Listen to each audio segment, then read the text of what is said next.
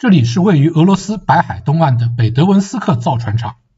在这张2021年9月的卫星图中，在船厂港湾西侧能看到2艘已经退役的941型台风级战略导弹核潜艇，它们的导弹发射井盖都打开着，显得霸气外露。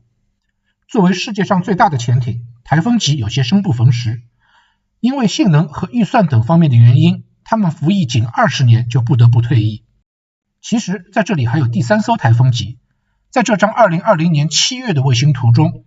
能找到德米特里顿斯伊科号，它已经被改装为洲际导弹发射实验舰，所以偶尔还会离开码头出去转一圈。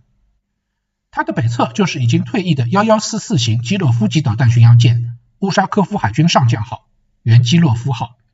它于1980年服役，但1990年发生事故后，已经在这个泊位停了30几年。在它东南侧停泊着基洛夫级纳西莫夫海军上将号，原加里宁号。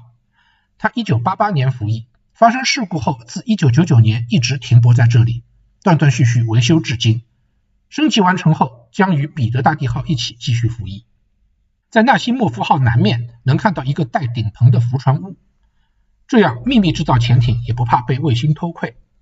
在纳西莫夫号北面正被拖轮拖带的是一艘22350型护卫舰，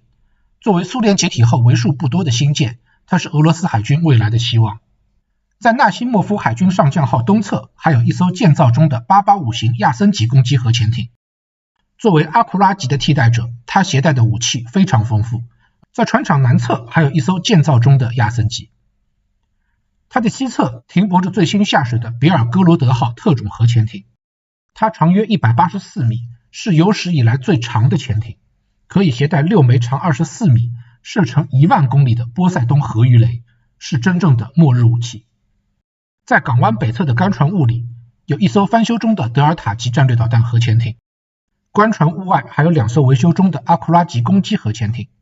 这艘应该是1851型特种核潜艇，仅40米长，可以潜入1000米深的深海。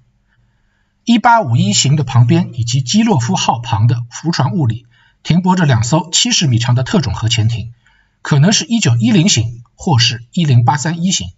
它们都是钛合金结构，不携带武器，但潜深能达到1000米到3000米，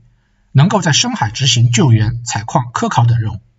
在2020年6月的卫星图上能看到干船坞内停泊着莫斯科郊外号，它是一艘经过改装的德尔塔级，可以携带著名的球马号特种核潜艇。